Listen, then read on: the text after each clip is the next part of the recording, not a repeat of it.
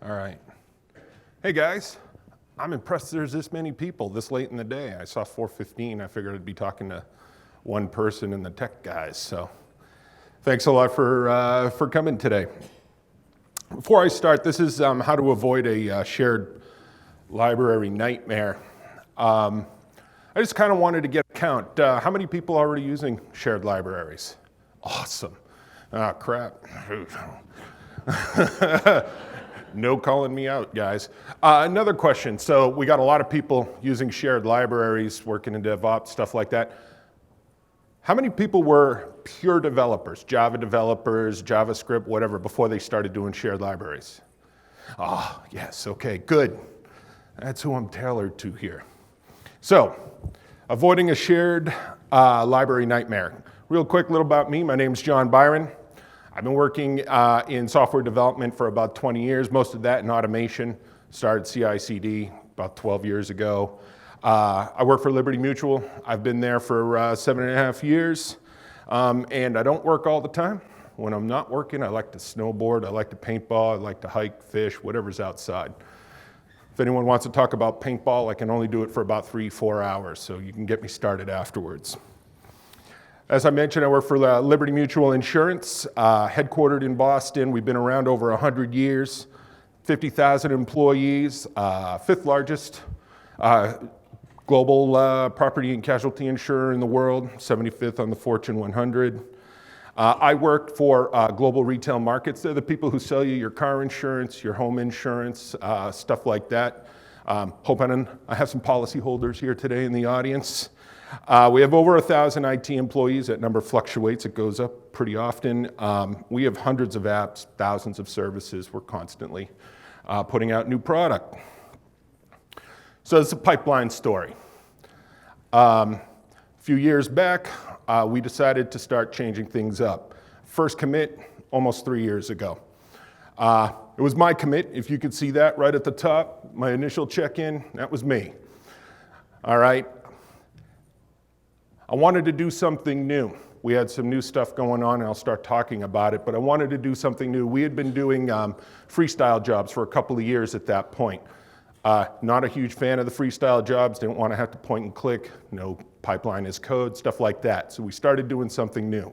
I had seen pipeline back when it was called workflow the year before, and it didn't look like it was quite ready yet. When we got to about this time, it looked like it was ready to start trying some stuff out. So we had a new strategic direction from our senior leadership. They were coming down, they said it's time to do some new stuff. Okay, before this we were pretty monolithic, we had some really large applications, and we wanted to start moving in the web service direction. We had an all-star team, I was on it, so of course it was all-star. We had 9 people who were really amazing. Some good developers, some great DevOps guys, we had some really, really smart talent. We're starting with a green field. We had nothing at this point. Of course we had jobs and we were already doing DevOps type stuff, but this was a wholly new process going into a wholly new environment. It was going to be a complete replacement of our legacy process. So here we are, we're 3 years out, and I'm happy to report we still have the legacy process. Of course we do. Of course we do. Slowly but surely, those are going down and our pipelines are going up, but you know how it is. Legacy holds on. That's why it's called legacy. We're starting to deploy Docker to AWS. We wanted to build microservices, put them into images, deploy them as containers out in Docker. This was brand new for us. We'd never done anything like this before. We wanted to iterate quickly over our release cycles, no downtime, deploy during the day, stuff like that. So that's what we were aiming for. We also have a pipeline request portal. If anyone here was here last year, I did a whole talk on that. And really what that was is we had developers coming in to a website, just a wizard-based GUI, and they would actually request new jobs for their applications. They'd go through, they'd fill out a couple of things, and then they would get a whole new Jenkins job. They would get everything they needed to do build and a deploy out into AWS. This way they could build and deploy without knowing anything about Docker or anything like that. And we had a hard delivery date. We had a demo, had to do a demo, and we had to have something working by then. This was awesome. I love working to a hard delivery date. It allows for so much flexibility. So, we did it. We made our delivery date. And once we were done, this is the first iteration. We had good, we had bad, we had ugly. So, good, let's start with good. Okay, good, hey, it worked, mostly. We did our demo, our webinar across the entire company. I swear there was only one guy behind the curtain occasionally pushing a button to make everything work, but it worked. We made our date. We had pipeline as code. This was a big one. We wanted to be able to check in these Jenkins files and have the history and stuff like that. We wanted that traceability. Of course, in our freestyle jobs, we had the config history and all that fun stuff, but it wasn't in source. This gave us source. We had easy to add features that day. Okay, we could add new functionality really quick because, once again, went to a demo, we had minimal functionality. It did a build, it created an image, it did a deploy. And we did it fast. Okay, this took about 3 months. 3 months to get the AWS infrastructure up and ready to go, get all the accounts, the VPCs, subnets, all that fun stuff. Get the code actually starting to work. I mean, I was able to build day one, but I mean, we all know that what you can do day one usually isn't good enough, okay? So we were able to iterate fast. That 9-member team really went to town. Some late hours, a lot of fast-moving fingers on the keyboards, and we got stuff done. So the bad. Remember that date I mentioned, that demo date? We had date-driven development. It's a new one. You've heard of TDD, you've heard of DDD. BDD. We had date-driven development. So we were aiming for that date, and no matter what, we had to make it. So that's tots, and we had speed over quality. If it worked, we used it, okay? Whether or not it was pretty, whether or not it was sustainable, didn't matter, just as long as it worked to get to that demo. Hero methods. Everybody know what a hero method is? It's about 1,000 lines of code in one big method. At the top, it does a git checkout, and at the bottom, it does a deploy, okay? And essentially, you just call build, all right? And it doesn't go anywhere. Now, it wasn't quite that bad, okay? It went out, it did, we had a git checkout, but that git checkout did a dozen different things, okay? It would get the code, it would tag the code, it'd move it around, it'd flatten it out, it'd do all kinds of different things. So we had these gigantic hero methods. And of course, since we had hero methods, no unit testing, none whatsoever. Okay, earlier, I asked who's using shared libraries. Looked like everybody raised their hands, which is awesome. How many have unit testing? That's not bad. I'll tell you what, that's more than I expected. It's at about 25%, not so bad. Ooh, no standards. Remember those 9 smart people? I know that whatever I'm doing is exactly the right thing to do. It turns out the 8 other guys on the team thought exactly the same thing. So, so we had, how do we pass arguments around? A lot of times what I'll do is the first time I find something on a website, that's how I do it. And so the first thing I came across is, the call body. And you pull that in and you assign it, and that's the way I did it. Somebody else is like, hey, we should be passing maps around. So they started doing that, and everyone had their own ideas. All right, so we ended up with code that worked, but it didn't really all look the same. Different styles, I don't know about you guys, but placement of curly brackets and white space, I care deeply. Not everybody does, and that drives me crazy. Indentation, it's why I like Python. Indentation, man, white space. And no documentation. How do you use this stuff? I don't know. You go through our portal and you get a job, and that's great. So, and then the ugly, okay? Ugly, our code base. Obviously, I just gave you about a dozen different reasons why it was not pretty. And then we were victims of our success. You remember I said we made the date. We did a webinar. We had a few hundred developers on there who wanted to see it, and as soon as they saw it, they wanted to use it. They wanted it tomorrow. So POC became prod.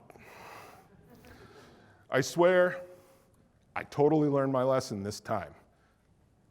I didn't. It only happened like 5 or 6 dozen more times, but POC becomes prod. I'm sure that's happened to everybody in this room. You want to work out a new concept, you want to throw something up and get it out there so everyone can see it, and you put it up there and everyone's super excited and they want it now. And then it gets out there in an unsupportable way. So, turns out we had to improve a little bit. Now the cool thing is that we actually ran almost exactly like this for like 2 years. We took that code base, that ugly code base, and that POC became prod, and so of course we had to start adding stuff to it. So this little discussion here, how do we improve, is quite a bit later than when, September of 2016 when I first started writing some of this code. So it was a pretty big gap. So by the time we get to the how do we improve part, 11,000 lines of shared library code. That's how much we have. That's a lot. It does a lot of different things. We've got duplicated code. We've got hero methods. We got modular methods. We have a few tests, woo. But we needed to do something. Before I go there, I'm gonna go back. Main reason we ended up there, and this is why when I started, I asked how many people were pure developers before they started doing shared library code. I don't think I've ever considered myself a pure developer. I've been a DevOps guy forever. Before that, I was a data guy, okay? I've written some Java, I've written some Python, I even wrote Perl. It's a dirty secret, don't tell anyone, it's just between us. But I was never really a developer. I was a scripter. I love shell scripts. Nice thing about shell scripts, they start at the top and they go straight through to the bottom. And we had a lot of guys who knew shell scripts or an ant file. We were good with ant files. This was before Gradle really popped for us. So we had a bunch of guys who never developed before starting to write real code. So how do we make the code cleaner? Obviously, I mentioned it's impossible to find anything. It's very hard to follow. How do we make it easier to update? Okay, how are we able to add new functionality without breaking other functionality? This never happened to us once, I swear. So how do we make it easier to onboard new team members? Those 9 guys, they go off, they do different things, we bring in more people, they look at it and they go, what? I don't know where to start. It's like, I don't know, put him on support for 4 weeks. He'll figure it out from there. True story. How do we organize our work more effectively? So we had 9 guys, they said, do this. We're like, okay, I'll take containers, I'll take the build and the storing and the pulling down of code. I'll take creating the images, I'll take notifications. So we just, scattered. All come back together and okay, now we got stuff. I wouldn't call it waterfall because waterfall includes project planning, communication, stuff like that. So we didn't really have any of that. I mean, we did, don't get me wrong. I'm not trying to, we weren't a bunch of idiots, all right? The thing is that we had stuff to do and we had to do it really, really fast. And how do we report our projects? Remember the senior leadership I mentioned at the beginning? They really want to know how it's going. They want to know, what do we have today? What can we do? You gonna make your date? And of course, every answer was yes. Of course we're gonna make our date. I don't know about you guys, I don't like going to my senior director and saying, you remember that demo? I want to push it out a month. They don't react well to that.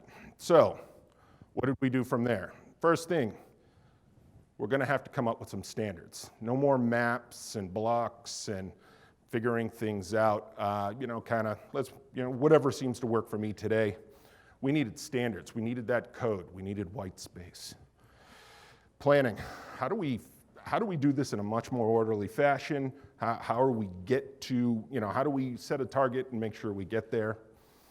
Testing, unit testing. Oh my God, this one was a hard one to fix when you're dealing with a 1,000-line method. That's a tough one. And then of course, documentation. No one knew how to use our code, so no one could use our code. We barely, even today, if I have to go and update that code, I have to be really careful. So we decided we were going to, we're moving out to core now. So when we were doing this stuff, we had 7 masters on-prem. We had divided them up among our various units. And now we're going to go to core. And we made the strategic call that when we go to core, we're not taking any of this code with us, okay? We were not going to do a lift and shift. We were gonna make it right the first time. So what did we do? We started working down, how are we gonna do this? So planning, I mentioned planning. How are we gonna plan this stuff? Squeaky riser, let's move over here. All right, we gotta bring order to the chaos. We gotta prioritize, okay? You can't put an image into a registry until you build it or until you build the code. You know, there's stuff that has to happen first. If you want to get incremental value, you actually have to do things in order. Look at that, I stepped on my own bullet. Order of work, and then communication. How do we talk to people? Obviously, talking is a really big problem for me, but you know, we had to make sure we had to talk. And then how do we report on all this stuff? So how did we do this? First, design. Instead of John Byron sitting in his lonely cube in New Hampshire and saying, you know what, I'm going to start writing this, and just going from there, we made a design. I know that's crazy. From that design, we figure out our deliverables. What are we going to do from here? And we can break that up into units of work, and then figure out how we're going to develop them in order. And that allows us to set our cadence. Nice thing about cadence is now we can say, I think we're going to make this date. And I stepped on my own bullet again. Look at that. I got to start looking at my preview here. That allows us to give an estimated delivery date. And then we get to standards. Same thing. We need legible code, a unified approach. Take those 9 people or take those new people. Start writing code in the same way. Accountability. When someone doesn't put their curly bracket in the right place and doesn't indent, we get to come down on them like Thor's hammer and tell them to fix it. So, execution, style guide, okay? There's my white space. Naming conventions, you know. It turns out that when you don't have any standards around naming, you end up with build_docker.groovy and docker_deploy.groovy, and somehow you end up with build and deploy Docker. It's really weird. Or then you end up with files that are named for whatever they're supposed to do inside, their name doesn't reflect it at all. I could give you some examples, but I'm not gonna. They're kind of embarrassing. And then implementation. How are we gonna do all this stuff? And then how are we gonna manage our source code? Turns out things like branches and PRs are kind of important. Then we get to testing. This was a fun one. Testing, if you've tested your global pipeline code, and I'm sure that, I would hope that you guys have attended some of the sessions on testing here today or tomorrow. You can see it's not that hard once you figure it out. We needed quality code. Okay, no more hero methods. We need to be able to test it out. We needed to enforce that simplicity. If you can't test it, it's too big. Start breaking it up.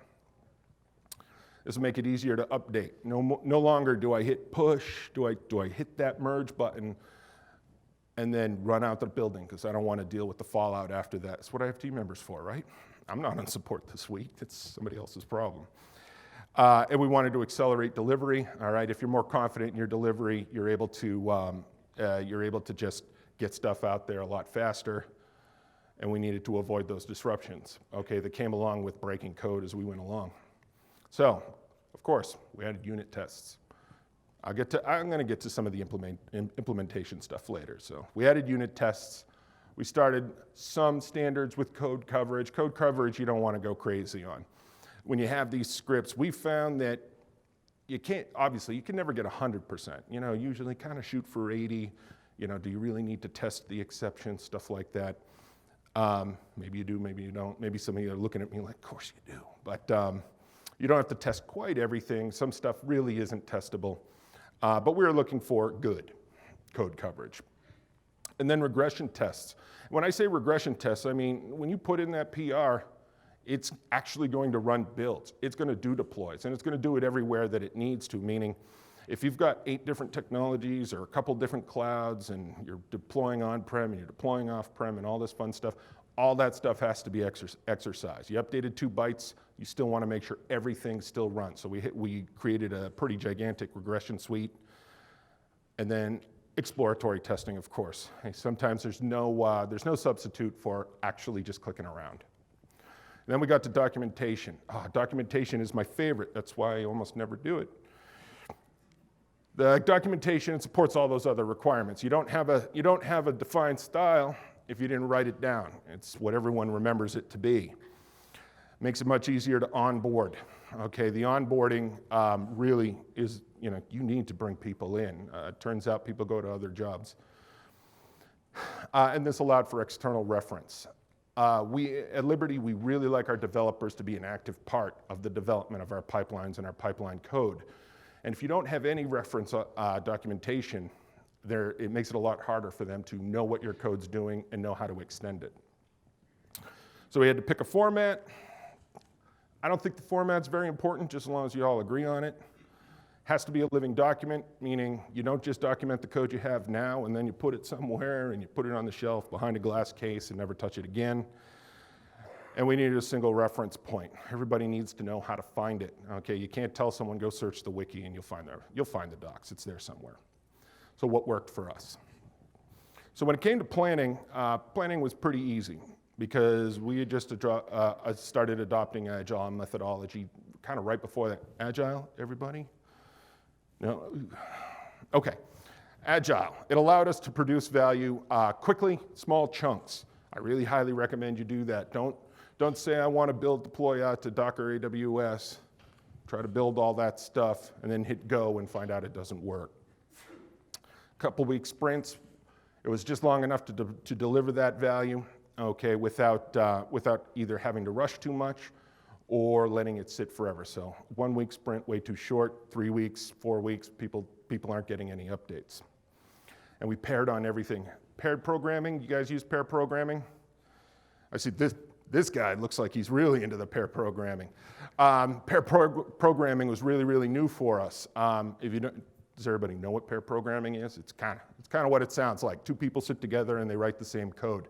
What I love about pair programming is it avoids typos. All right, I don't know how many times I've spent hours trying to figure out why my code doesn't work, and it turns out it's because I missed an A right there on line 35. But it also helps with figuring out better ways to do stuff, helps maintain that style before you get to the sonar check. Pairing is really awesome. It's kind of counterintuitive when you think about it. You put two people on the same code and things will go quicker, but it really, really does work. And if my team was here, they'd kind of be laughing because I'm actually one of the worst at sitting down and pairing with people. I'm like, I can write this. But it does work. And then estimated delivery date. It's an estimate. That's why it says estimated. No more date-driven development. Okay, it really, really hammers at your quality when you start aiming for a very specific date. And we made it clear. Our estimated date, it's not a commitment. We didn't chip it into stone tablets, all right? It's an estimate. If that slips, it slips.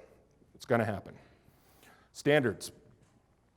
For the people writing shared library code, any standards? Anybody like actually go through? I think I saw 1 or 2 hands out there. Standards turn out to be really, really important when you don't want to end up with a bunch of spaghetti code.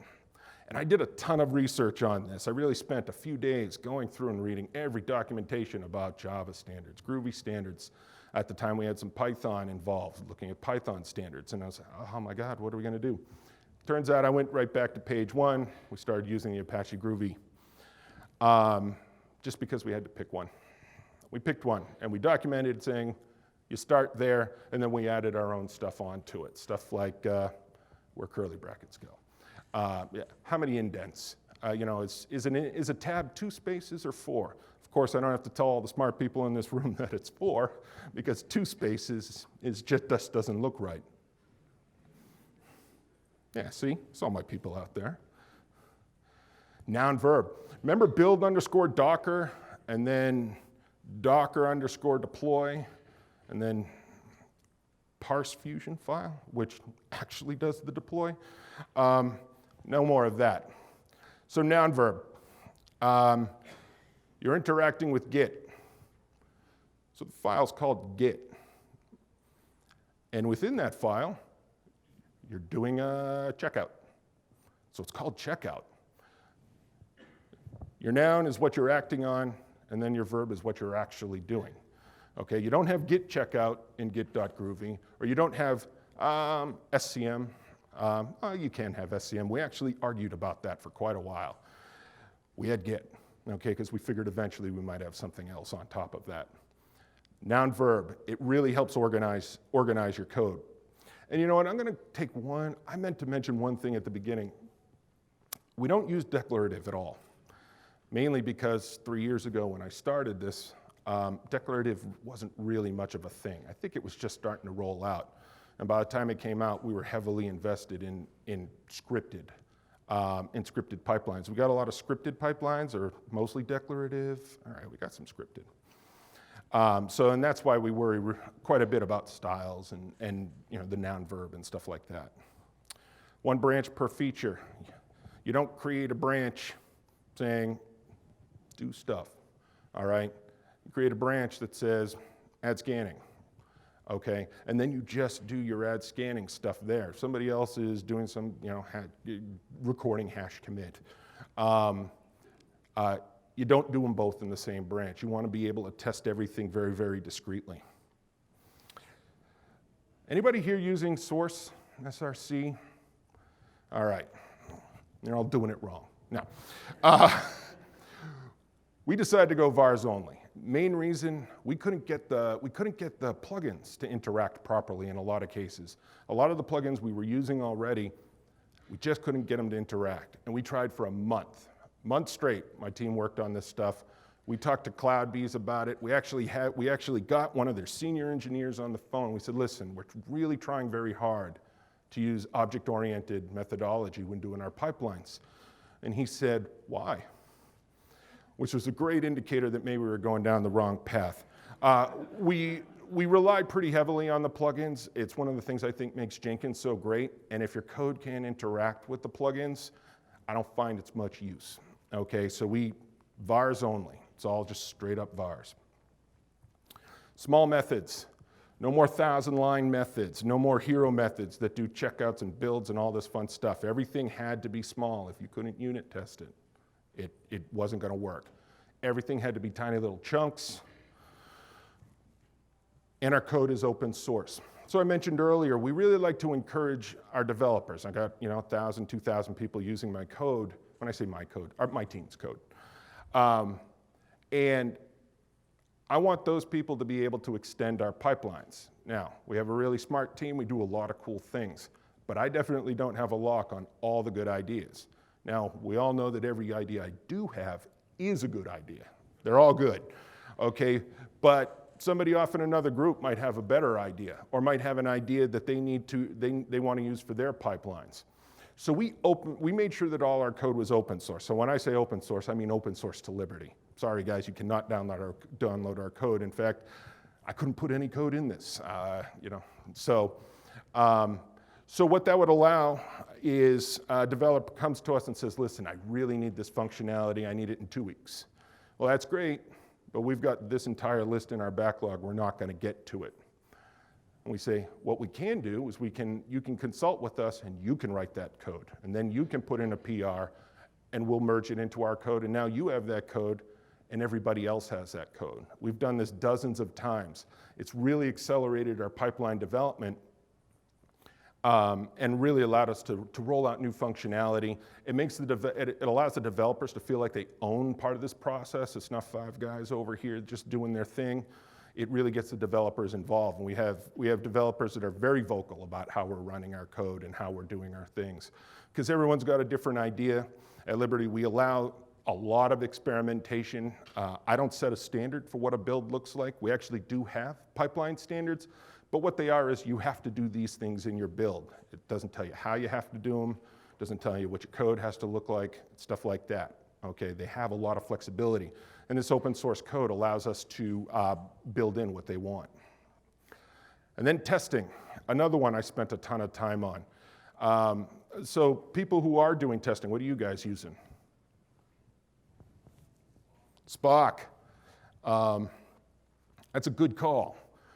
We decided to do Spock testing. Okay, Spock is a great framework. It's really easy to use. It makes mocking stuff really, really easy. Now, there are a couple of pipeline testing frameworks out there. I tried one out, and I somehow missed the second one before I decided on Spock. They work, okay? And I tried a couple other things. I tried spinning up headless Jenkins to try to run stuff through there, and just kept on coming back to Spock. It was really easy to use. It does some really neat stuff. We wanted to expand that regression testing even more. When you add new functionality, you have to make your regression tests do what they need to do. You add this new thing, your regression tests now have to test that. And that's actually turned out to be harder than you'd think. Maybe we don't have a job that would do that. Maybe it's not easy to add. Maybe it's gigantic functionality. You still have to add it, okay? Because when I check something in, I need to make sure I'm not breaking everything else that already worked. Coverage, we use Jacoco. It's coverage. It's not exciting. It's not sexy, but that's what we decided to go with. And then manual testing as needed. Of course, still, you have to click around. And then we got to documentation. Like I said, I don't care where the documentation goes. Boy, do I hate discussing where we're going to put documentation. We went with Wiki. It was Wiki. It's kind of a standard across Liberty. We have gigantic Wiki pages. We just decided to do that. But we did say you had to document every method. You create a new method, you have to document it. If no one knows how it runs, you might as well have never written it. And then we linked from the README to those docs. Okay, the README in our pipeline repo, just point it to all the docs. So if somebody wanted to use our code, they just go to the repo. Before they pull it, they can see the README right there and click on it and click into it. And we required it to be done. You can't close out your story until you can point to your documentation. If you can't point to your documentation, you're going to have to go back, write it, and the PO will eventually accept it. So that's what we're doing today. Now, I know I didn't delve into code and stuff like that, and I'm happy to talk code if you guys would like. It's actually a little bit more interesting than talking about planning. So we've been doing this about 6-8 months. We took all these different steps, we put them all together, we documented them all, and now we're out, we're running in core. It's super clean. We're doing some really neat stuff with the code, and it works. If I go back next week and I decide I want to add something, I know with a lot of certainty that I'm going to be able to update that code, make that test run, and put it out there for our customers, and they're not going to yell at us when we break their pipelines. And we've got some really loud people, so I like quiet. So that's pretty much all I got, guys. I'm happy to answer some questions. Anybody? Oh my God, that guy, that hand shot up. He wanted to be first. So, yes, sir. Do you have all of the VARs or methods in one repo, or do you split them out into individual repos? I love that question. So the question was, do we have all our functionality in one repo, or do we split them out? So for our on-prem, we had 2 repos. Okay, we had our one big one, and then we had an orchestration one. And that was a terrible idea for us because we put 2 whole files in orchestration and kept on forgetting it was there and couldn't figure out where the code was. That goes back to our documentation I talked about earlier. We're using one. Okay, it makes it easier to find stuff.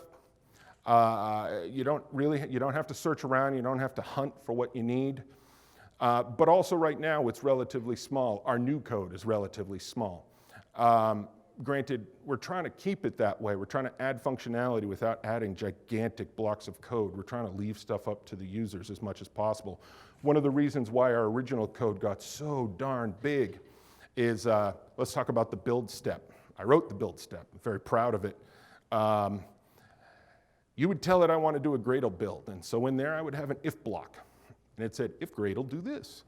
Or you'd tell it you just wanted to run a shell script, and it would say, so, if shell script, do this. Or you wanted to do a Maven build. If Maven, do this. What a stupid way of doing things. Okay, number one, in most cases, all of those are just going to call a command line anyways. Why not just take the command line? Number two, if I really want to separate those things out, how about maven.groovy and build? Noun, verb. We took a lot of that decision making out, okay, and just allowed it all to go into the Jenkins file. So, long answer, one repo. There were a couple others. Yes, ma'am. You mentioned that you keep it really, really flexible for whoever's consuming the library. Yeah. Piece together the pieces they want. Have you considered going a route of giving them more of a configuration file approach, and why or why not? So the question is, we've allowed a lot of flexibility to pick and choose what they put in their Jenkins file, and have we considered configuration? Again, a great question. It's almost like you guys are in our stand-ups. So in our original incarnation, we did have a configuration file. It was called the Fusion file because we called our entire platform Fusion. And it worked out pretty well. It helped abstract some stuff away. In our current code, in our current new code, we don't have that quite yet, but we're talking about it. I would like to get to the point where a developer who doesn't care, can just put 3, 4, 5 name value pairs in a file and then have it run. And they never really have to care about the Jenkins file. We haven't done it yet. We're still talking about it. And the reason why we haven't done it yet is the first thing we implemented a very specific pattern. We have a group that has created a whole framework around Spring Boot and Node.js and how things run and stuff like that. They've got a pretty opinionated way of doing things, and they represent a large percentage of our user base. So we wanted to enable that first, and the configuration file isn't on their radar, but it is on ours. So that's definitely something we're considering and probably will end up doing.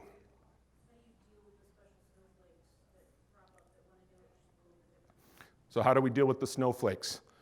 They go ahead and do what they need to do. That's why we've documented everything. Like I said, we have standards. You have to hit these things. Your code has to be tagged. Your artifacts have to be in Artifactory. All this fun stuff. We have all these different things. We're an insurance company. We're very highly regulated. We need to be able to say this little piece of functionality came from this commit by this person on this date, and it went through all this. Okay, but how you hit those steps doesn't really matter to me, well, obviously order matters, but if you want to do a bunch of stuff in between, go ahead. But then we've provided the functions that they need in order to tag their code or in order to store an Artifactory and so on. So you guys have probably experienced snowflakes are the loudest. Okay, when you have, most users just take what you give them and they're just happy because all they want to do is develop their code. But then I don't want to call them snowflakes because you know what? They're innovators. They really are. A lot of our code, a lot of our functionality came from the people who had ideas. So snowflakes can be a little bit derogatory, so I'm not going to say it. I'm going to say that people who wanted to do something different, they wanted to innovate in their pipelines, we allow them to do it. Okay, and they can pick and choose the code they want to use, and if they want to write all new code, they can. Just as long as they're hitting the metrics. So it looks like you were next, sir.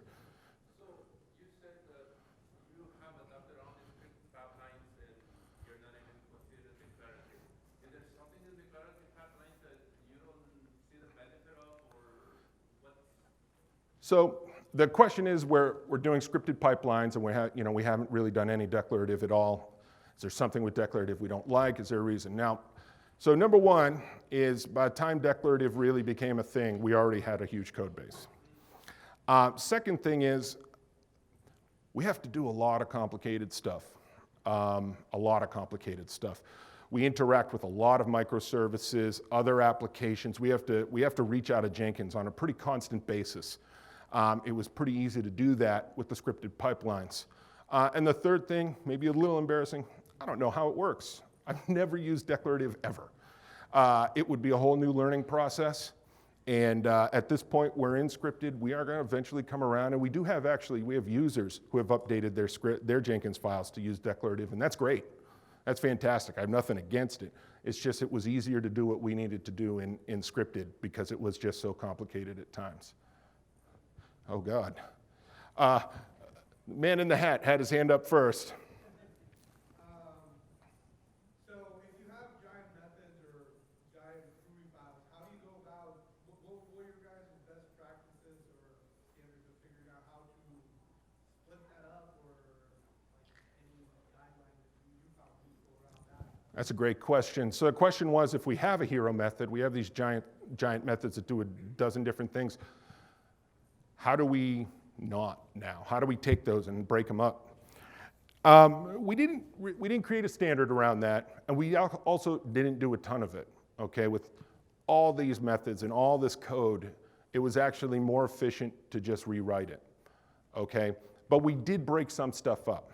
And the way we did that was essentially make unit testable code. So I've got this, oh, thank you.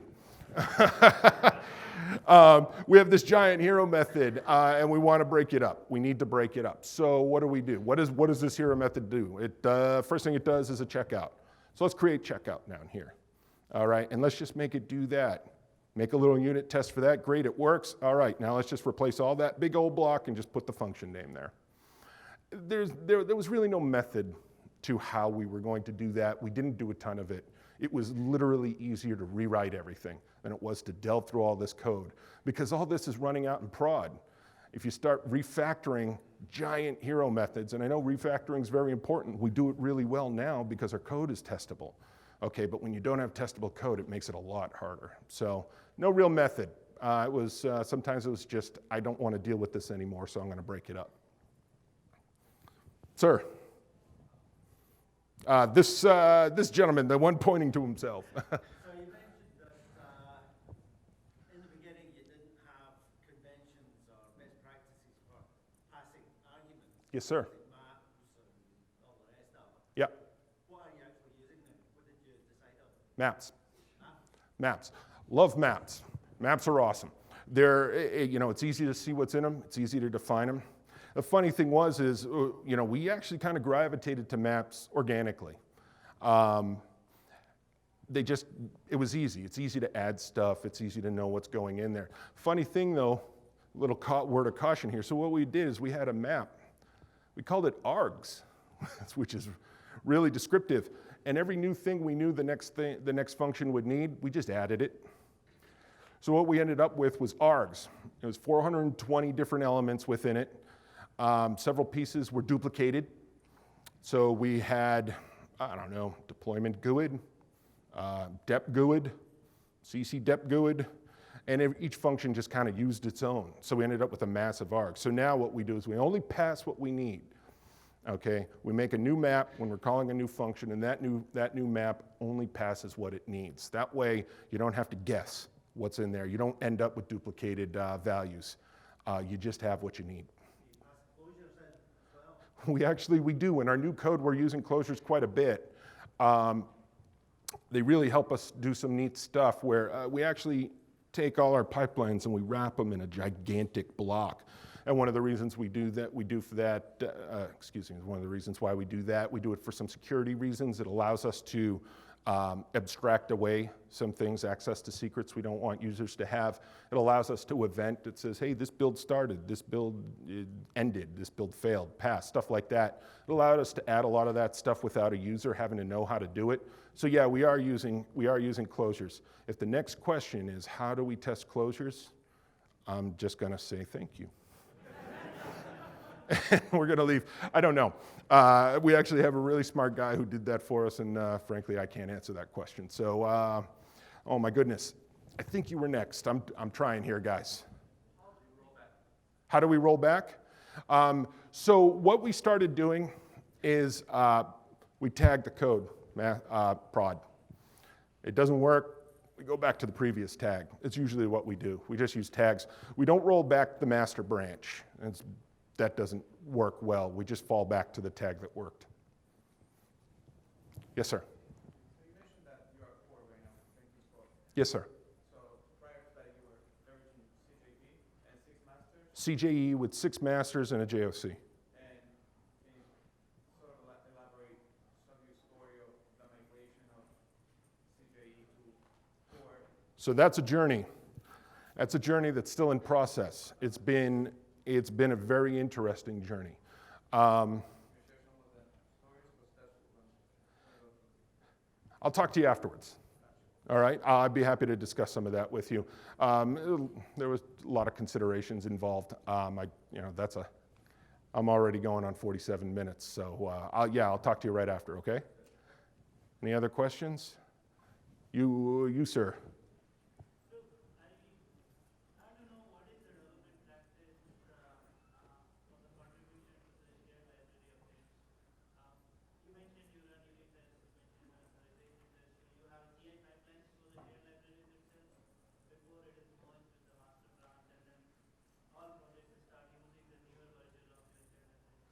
Yeah, so the question was, and correct me if I'm wrong, is do we have a process around how, we've updated the code, we get a PR, how do we get it into master? Is that kind of the question? When you contribute to the existing libraries to update some functionality, is it immediately merged to the master and then you run all that? Oh, no. Oh, no, no, no. So what happens when we are adding new code, whether it's my team adding new code or whether it's a developer adding new code? It's all PRs. Okay, you can't even push to develop. There's no manual push to develop. You have to have a feature branch, and you're going to put in a PR to develop. The rule is when something goes to develop, essentially we're considering develop production. So PR goes into for a merge to develop. The PR immediately kicks off our entire regression suite, kicks off the unit testing, the code coverage, build and deploys out to all our different application types and all that fun stuff. I think right now we have to have 13 separate builds passed before the PR is even mergeable. The merge button it stays grayed out until that happens. And we need 2 approvals. You need 2 approvals from our team. Okay, if a developer outside wants to do a PR, that's great, but 2 people on our team have to take a look at it first before it'll go anywhere. Once all those boxes have been checked, we merge to develop. That kicks off another set when we do our PR to master. And because we might have a couple different branches getting merged into develop, we want to make sure they're still all good. Once that all finishes for that PR to master, that's when we do the merge. So it could take a little while to get your stuff all the way into master. You, sir, were the quickest. I'm starting to use shared libraries. What do you mean with use VARs only? I'm sorry. Oh, what do I mean by use VARs only? You have the option of using VARs or source. Source is actually for like actual object-oriented code, real classes. Whereas VARs is just methods. You have a file that you'd have to talk to one of the cloud-based engineers to really discuss the real mechanics under the hood. But essentially, those methods get kind of rolled up into like a super build class, and then they're just called easily, as opposed to having an instantiate new instances and stuff like that. We found VARs a lot easier. It is a lot easier, certainly when you're starting out, but it just made more sense the more we went along. You, sir, are dying to raise your hand. So the question is with the new products like Jenkins X and Tekton, can we get value out of our shared libraries on those products? I'm going to give you a solid, I hope so. I don't have an answer for that. We haven't tried Jenkins X yet. I'd actually never heard the word Tekton until yesterday, and that's, in my little bubble sometimes. So I don't know. I really, really hope so. Those complicated things that I mentioned all had to happen. Whether we're using a new product or not, we still have to hit all our compliance checkpoints. So I expect to be able to take our nice modular methods and plug them in. So I'm going to give you a solid, I hope so. Any others, guys? Yes, sir.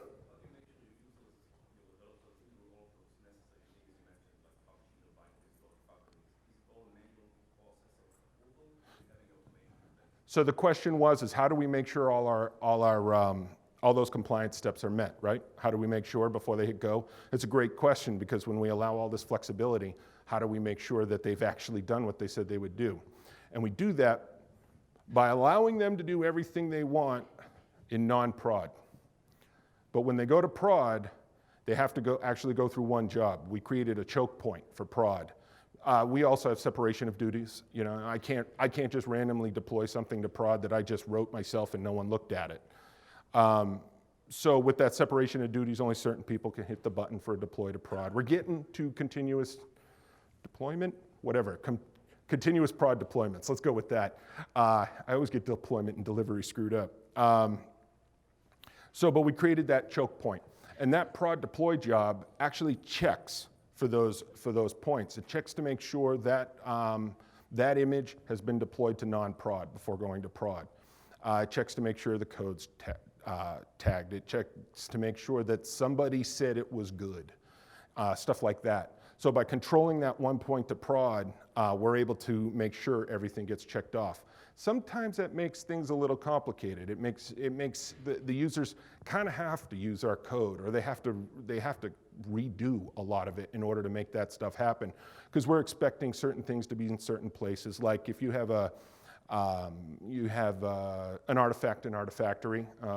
That actually gets tagged. We use properties very extensively. Okay, and it says this person approved it. When they hit the approve in the pipeline, it writes out there and says this is the person who did it. Stuff like that. But we control prod. You can't go to prod.